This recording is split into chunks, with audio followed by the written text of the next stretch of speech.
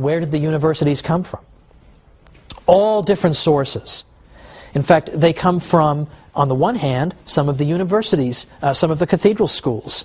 The cathedral schools that were built and encouraged by Charlemagne and later bishops. Some of them turned into universities. Other universities got started as informal gatherings of scholars that eventually built up the infrastructure of a university. And we can't identify with exact precision a date that they got started, but certainly we can say that by the latter half of the 12th century into the 1200s, the universities are getting going. And you start to see some of the great universities of the Western tradition. You see the birth of Oxford and Cambridge and Paris and Bologna and the medical school at Salerno. These places are 800 years old and older in some cases. This is an extraordinary advance. And what institution made it possible? Not simply the Catholic Church, but specifically the papacy.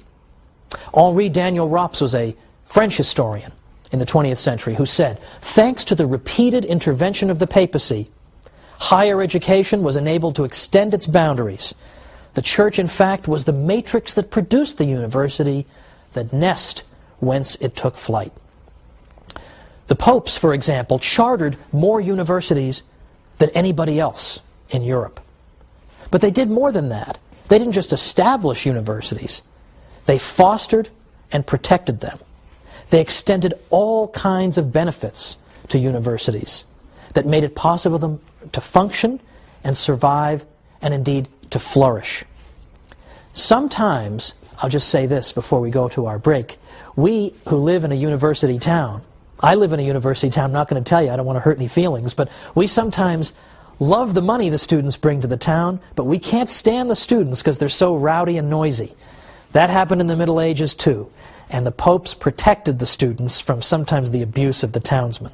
Let's see how he did it after we come back with the Church, builder of civilization.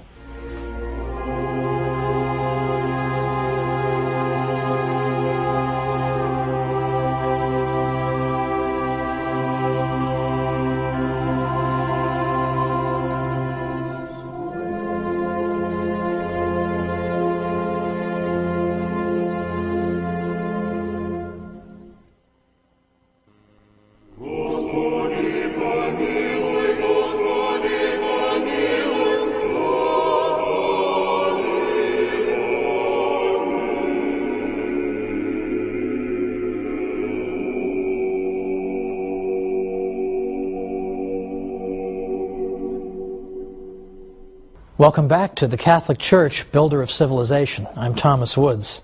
Before the break, we were looking at the development of the university system in Western civilization and noting that the Catholic Church played a larger role than any other institution in spreading knowledge, cultivating the pursuit of knowledge, and allowing the university system to blossom. There was no institution that did more, and the papacy in particular consistently intervened. Now, right away, as early as the 1200s, as the universities are forming, we already see the characteristics of modern universities. They were not absolutely identical to our modern universities, but we see important similarities. For instance, that we had the same distinction between graduate and undergraduate education that we have now. We had the idea that you go and you pursue a fixed course of study, upon the completion of which you receive a degree. All these things were features of the medieval university. Now, in the ancient world, they had schools, of course, they had academies, but they didn't have quite these features that I've described. And typically, if you belonged to an ancient academy, it meant that you belonged to the school of thought that dominated that academy. Whereas in the medieval university, there was no reigning school of thought. Instead, you had vigorous debate back and forth on a variety of subjects. But just before we went to the break, I specifically pointed to the role of the popes. How did the popes help to foster the universities, apart from chartering more universities than anybody? The popes also extended the benefit of clergy to students. Benefit of clergy is a privilege that was extended typically, of course, to clergymen, which said that if you were to harm a clergyman, it would be considered an especially heinous offense. Also, benefit of clergy meant that if you were a clergyman, you could have your case heard in a church court rather than a local secular court, Well, this benefit was extended to the students at universities because, as I suggested at the break, sometimes the local townspeople didn't really like the students, just the way they are today. A lot of people today look at the university students and they say, I like the fact that they've brought mom and dad's money to my town and they're ready to spend it on all kinds of ridiculous nonsense. However, I don't like the fact that they keep knocking over my mailbox. I mean, why would you get pleasure out of knocking over my mailbox? This sort of thing. People love the money and they hate the students. That's exactly how they felt in the Middle Ages. So sometimes the students would find themselves being hauled into some local court on trumped-up charges and just being harassed in general. The Pope prevented that from happening and allowed the life of the university to flourish by extending benefit of clergy to the students. Any time there was any need to intervene in the university system, if there was some kind of problem, people knew you appeal to the Pope and he will resolve it. In fact, on numerous occasions, the Pope had to intervene to ensure that the professors' salaries were being paid. Now think of how pro-Catholic European universities would be today if Pope Benedict could do that, if he could intervene and get them a raise or something. Well, anyway, those days are gone.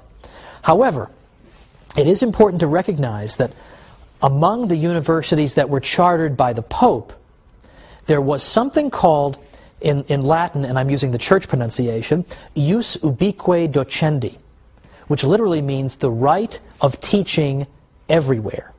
What that means is that if you got a degree at a university that the Pope had founded, had given its charter to, that you had the right, automatically, no questions asked, to go to any university in Western Europe and begin teaching. No questions asked. So that begins to foster the idea of an international scholarly community, because somebody coming from this university can just go and teach over at this one. And we begin to get fruitful intellectual exchange. Now, some people, I'm sure, have a sort of caricatured view of what intellectual life must have been like in a medieval university because, for instance, it's sometimes said that, oh, of course we had universities, but the professors had to toe the line, right? They had to say whatever the bishop wanted them to say, or the Pope, or they were always hemmed in and they couldn't just say what they wanted to say. That is so false that it would take forever to refute it. To the contrary, as any impartial historian of the universities will tell you, to the contrary, the intellectual life of these universities was very vigorous and robust. There was hardly any question that was not rigorously debated at the medieval university. Now, it's true, there were broad theological limits within which this debate took place, but within those limits, it was open season for various questions being debated. I mean, arguably, there was more rigorous debate in medieval universities than there are when we see in universities today. I mean, in universities today, we all know you have to walk on eggshells, you're not allowed to say certain things, or you're not allowed to defend certain types of people or defend the Catholic Church. We all know that. You didn't have that in the medieval university. You had rigorous, vigorous debate going on back and forth.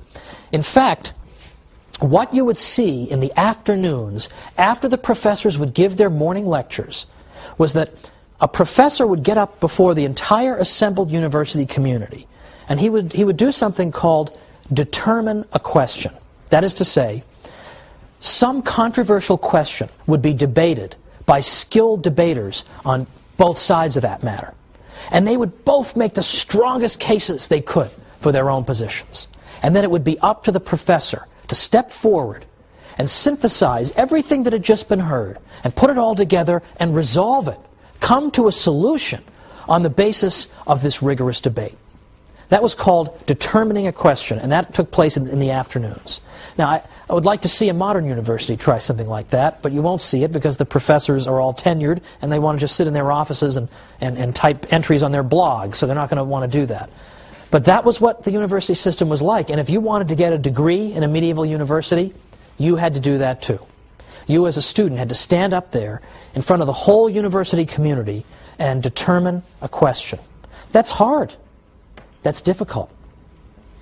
Now consider also that we can see the debating nature of our Western civilization. We can see it evident in the writings of this time, the writings of the early centuries of the university. Take, for example, the great St. Thomas Aquinas, who is admired by all civilized people everywhere, in effect. Look at St. Thomas.